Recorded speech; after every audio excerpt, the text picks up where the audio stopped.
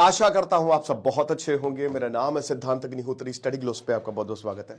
वो लखनऊ के ड्रम वाली कहानी मैंने क्राइम अफेयर्स पे की है, डिस्क्रिप्शन कमेंट बॉक्स में लिंक है। तो सुनो, इजराइल में पीएम मोदी गए हैं। पीएम मोदी का भव्य स्वागत हुआ। पीएम मोदी वर्ल्ड लीडर में पहले ऐसे बन गए हैं जिनके इंस्टा पे 100 मिलियन फॉलोअर है, 10 करोड़ फॉलोअर है। पीएम मोदी जब गए तो क्नेसेट में उन्होंने उनकी जो पार्लियामेंट है तो वहां पे उन्होंने स्पीच दी तो मोदी मोदी के नारे लगे। उसके बाद लोगों ने जो है वो लाइन लगाई सेल्फी लेने के लिए। फिर बेंजामिन नेतन्याहू अपनी बीवी को लेकर आ गए, बोला कि देखिए भगवा पहना है इन्होंने। अच्छी बात है, सुनने में अच्छा लगता है, बट हमको रियल चीजों पे ध्यान देना चाहिए। इन चीजों पे सुन के ये सब इतना कैरिड अवे ना हो। देखिए कोई हमारा वो नहीं है, कोई हितैषी नहीं है, सबको काम है। हाँ, यहूदियों से, इजराइल से एक थोड़ा पर्सनल रिलेशन हमेशा से भारत का रहा है, ठीक है ना।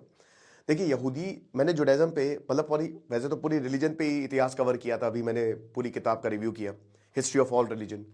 तो जुडाइज्म में क्या है ना कि वहां पे अगर आपने उनके ऊपर एहसान किया तो भूलेंगे नहीं, है ना। उनके धर्म में ही है ये, 10 कमांडेंट्स में इनडायरेक्टली ये बात है। तो अगर आप उनके ऊपर कुछ करते हैं तो वो याद रखते हैं। तो भारत ने कभी भी इजराइल के खिलाफ या यहूदियों के खिलाफ कुछ ऐसा किया नहीं। होलोकॉस्ट हुआ था भयानक, काफी यहूदी मरे थे। अभी मैंने हाल ही में एक मूवी देखी थी, द पियानिस्ट, दिमाग घूम गया था मेरा। तो बात यह है कि इजराइल और भारत अब साथ में आ गए हैं। और मैंने हमेशा यही बोला है कि देखिए फिलिस्तीन को भारत सपोर्ट करेगा, करना भी चाहिए। उनका कोई है नहीं गाजा में, फिलिस्तीन में उनका कोई नहीं है। Let's be very honest. ये पाकिस्तान आज ये भारत को आंख दिखा रहा है। इन्होंने रेजोल्यूशन पास किया है। अबे मूर्ख, खुद जाके ये स्टेबलाइजेशन फोर्स में बैठे हुए हैं, खुद जाके इजराइल को सपोर्ट कर रहे हैं। जो डोनाल्ड ट्रंप ने, मतलब कुछ तो दिमाग लगाओ कि डोनाल्ड ट्रंप ने जो पूरा का पूरा गाजा पीस बोर्ड बनाया उसमें पाकिस्तान तो है ही है और अपनी फोर्सेस को भेजेगा, और यहां पर रेजोल्यूशन पास कर रहा है। आप देख सकते हैं कि दिमाग किस लेवल पे है इनका।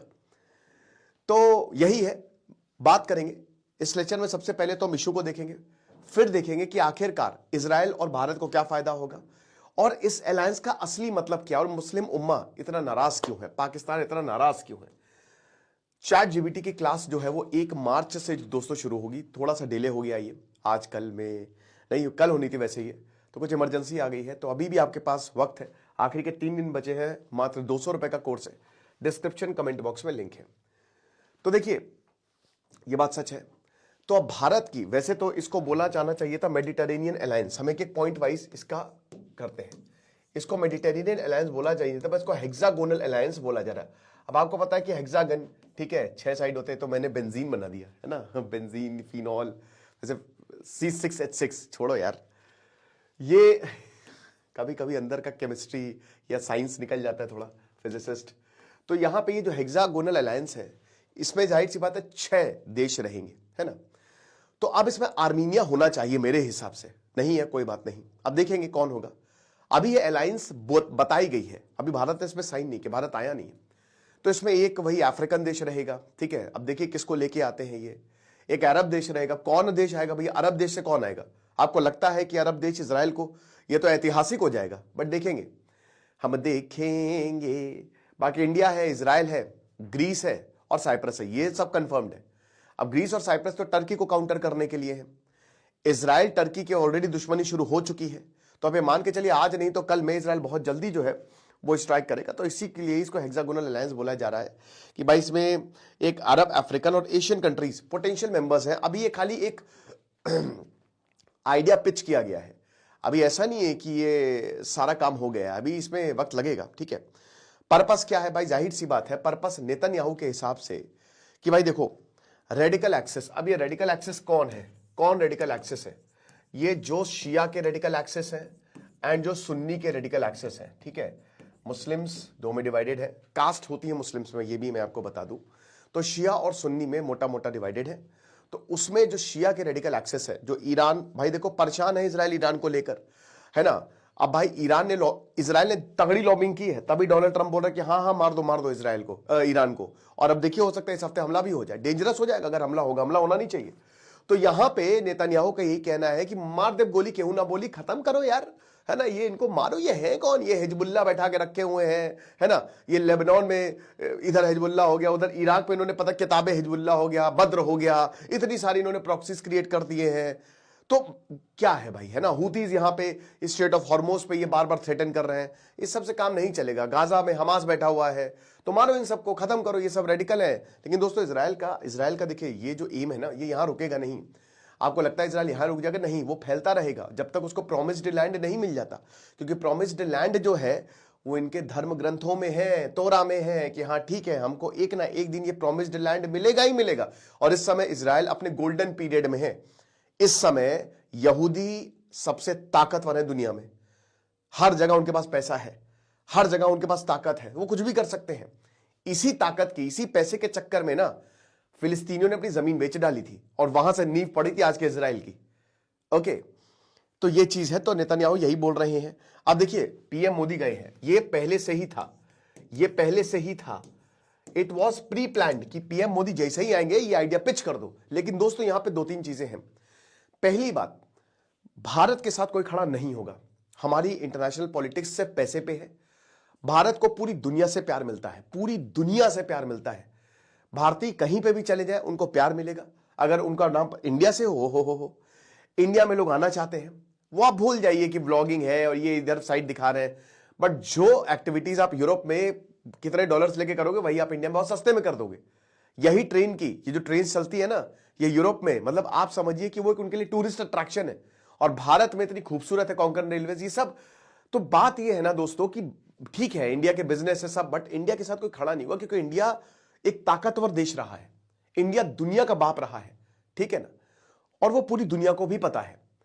और अब इंडिया यूनाइट है। पहले तो बांटो और रूल करो, लेकिन अब इंडिया यूनाइट है। तो जब इंडिया यूनाइट है तो फिर यहां पे इनके लिए प्रॉब्लम है। इनको पता है कि अगर हम इंडिया को सपोर्ट करेंगे तो आज नहीं तो कल ताकतवर हो जाएगा। अमेरिका को पता है, वेस्ट को पता है, उतना ही सपोर्ट करो जितना हमारे इंटरेस्ट में है। ओके, तो आपके साथ दो ही देश खड़े होंगे, एक इजराइल, क्योंकि इजराइल की भी हालात वैसे ही रहे हैं, बहुत बुरे रहे हैं, और एक फ्रांस। यही दो देश आपके साथ खड़े होंगे, और वो भी डायरेक्टली नहीं खड़े होंगे, इनडायरेक्टली खड़े होंगे, ये भी मैं आपको बता दूं। तो ये हिसाब है। तो यहां पे पीएम मोदी की विजिट हुई, बहुत एक गोल्डन अपॉर्चुनिटी थी। और नेतन्याहू ने इसीलिए भाई अपनी बीवी को भगवा पहना दिया। देखो देखो देखो क्या पहनी है वो, किसी भी तरीके से जो है पीएम मोदी को कन्विंस करो। अब पाकिस्तान जो है उनका एक स्ट्रॉन्ग रिएक्शन आया है। जो पाकिस्तान फैक्टर है जरा इसको भी देख लेते हैं। खैर इसको कोई सीरियसली इस देश को लेता नहीं है, आपको पता ही है, बट ये जो फैक्टर है, इन्होंने एक रेजोल्यूशन पास कर दिया है ना, कि हां हम जो है मुस्लिम उम्मा यानी कि जो मुस्लिम यूनिटी है उसको ये थ्रेटन कर रहा है।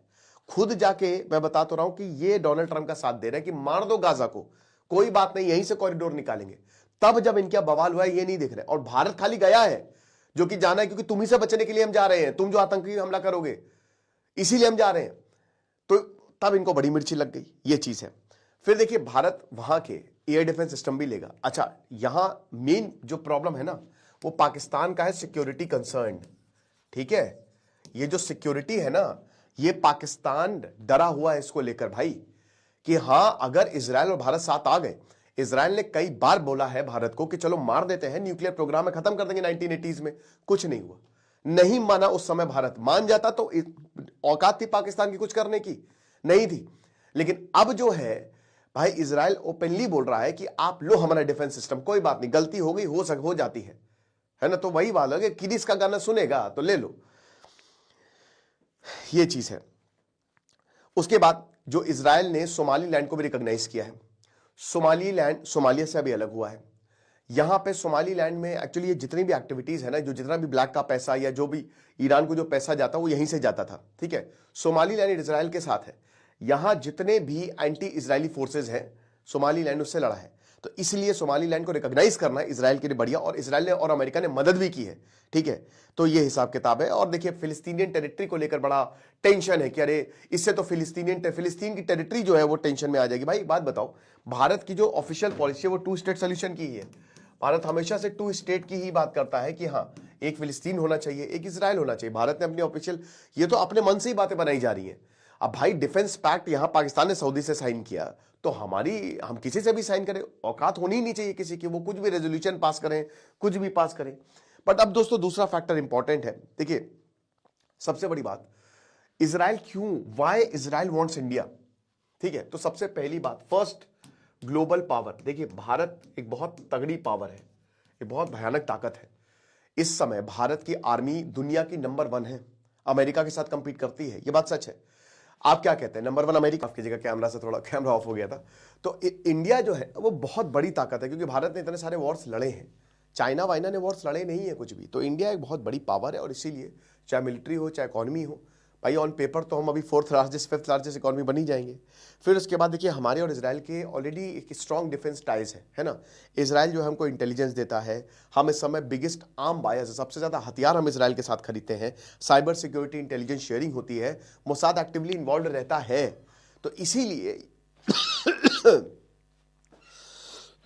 भारत को इजराइल चाहता है, ठीक है। और एक और बहुत इंपॉर्टेंट कि देखिए कॉमन प्रॉब्लम्स है, इजराइल की भी प्रॉब्लम है आतंकवाद और भारत की भी प्रॉब्लम है आतंकवाद, दोनों ही देश जो है तो शेयर्ड सिक्योरिटी कंसर्न है। बड़ा कैमरा ऑफ हो रहा है यार, मैं क्या करूं।